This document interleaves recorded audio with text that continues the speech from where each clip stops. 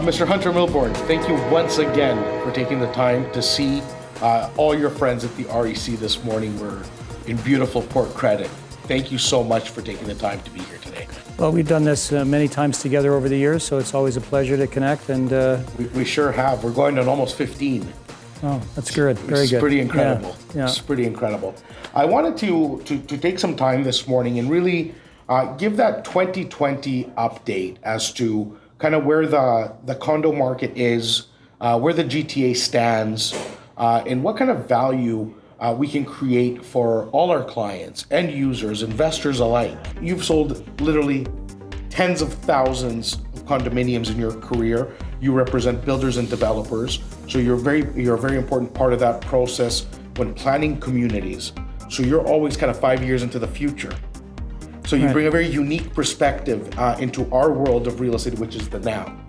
Yeah, and I think one thing we've talked about before, I mean, the way you kind of get a glimpse into the future is to, first of all, take a bit of a look at the past and what's happening. So, in the last 5 or 6 years, the pre-construction condominium sales volumes in total in the GTA, not resales, just totally pre-construction, have ranged from a low in 2018 of about 22,000 units to a high in 2017 of about 36,000. So it's probably averaged about 27, 28, 29,000 in that range per year. And then when you add in condominium townhouses and singles and semis, all the new stuff, it's not that much more. It's maybe another 10 to 15%. So you're really getting, over the last 5, 6, 7 years, an annual supply of about 30 to 34,000 units per year. I really want to talk a little bit about that. So 34, let's call it 35,000 for fun, which it's not. But let's call it 35,000 new dwellings come to the market year in, year out. That's the entire GTA. That's the supply. Right. Let's talk a little bit about the demand.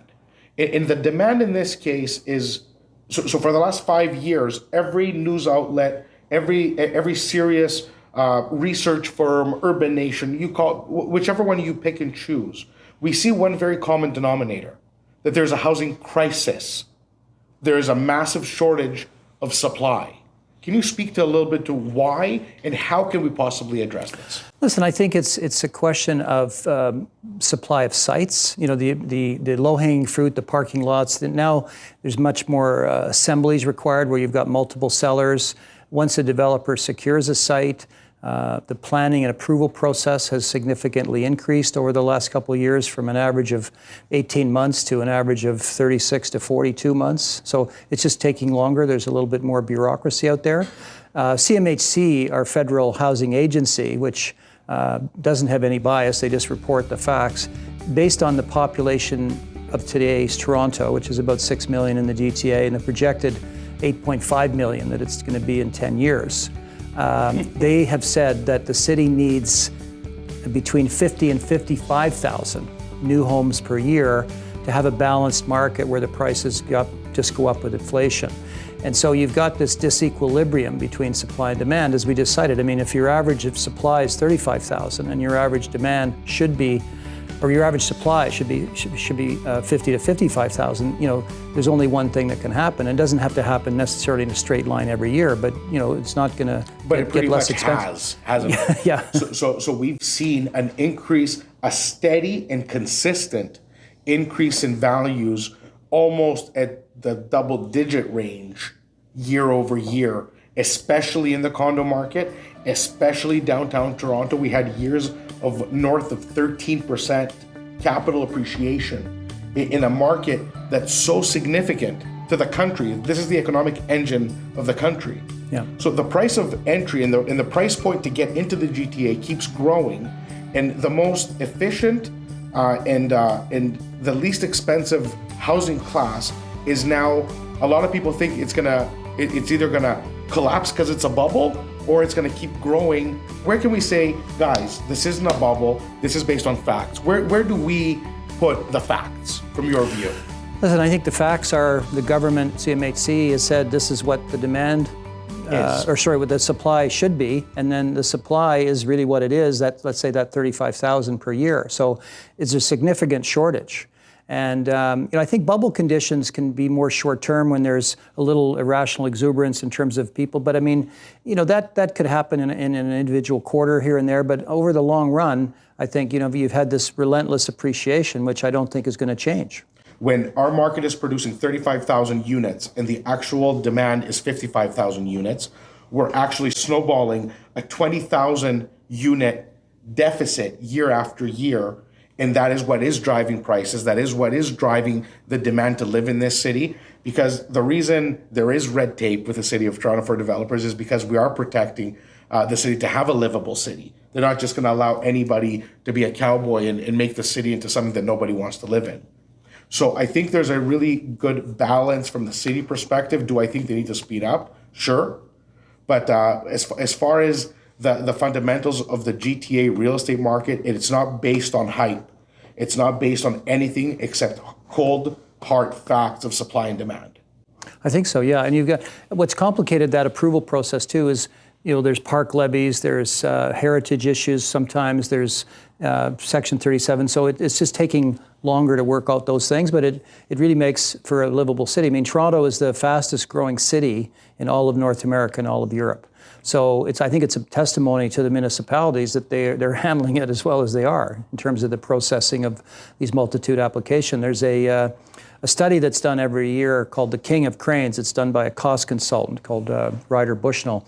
And Toronto, of the top 14 cities in North America, has the most cranes by a long shot and has for 10 years in a row, yes, and it's significantly higher than who's second, third, fourth, and fifth. The other thing that a reason I think a lot of purchasers and owners really like the pre-construction idea is that if you purchase an asset, let's say it's 500,000, 700,000, 850, whatever the price is, and put that 15% deposit down and 5 on occupancy, you pay that deposit over a period of a year and a half to 3 years. Even if it's a very modest appreciation on the asset value, it's a big appreciation on your deposit equity. On your actual investment. Because your investment is not 500,000 or 600,000. Your investment is 80,000, 100,000. And even at a 3 or 4% increase per annum, you're almost going to double your money in that time frame, aren't you? Yeah. It's great. I have one last big question for you. It's 2020. We're halfway through the year. For this year, for all our investor audience, where would you say the best places to invest would be this year? I think the best places this year are really pretty much the same as every other year. I mean, it's really the waterfronts and the transit stops, And here, we've got a situation where we've got both. We've got a GO train station and, your walks to here's your beautiful view right there, so. Why do you think water always maintains values? It's just scarcity. It's just a limited supply. Because there's only one side of the fence that we can build on. Yeah. Transit obviously is one of the fundamentals of location. There are sites that are coming up all over the city that are going to be very connected with some of the infrastructure that's coming up. We're actually today we're enjoying this conversation in Port Credit as we're heading into a very exciting development, and it is WestPort by Edenshaw. Correct. And this is probably one of the most unique opportunities in the marketplace where they're really bringing in transit with lakefront living.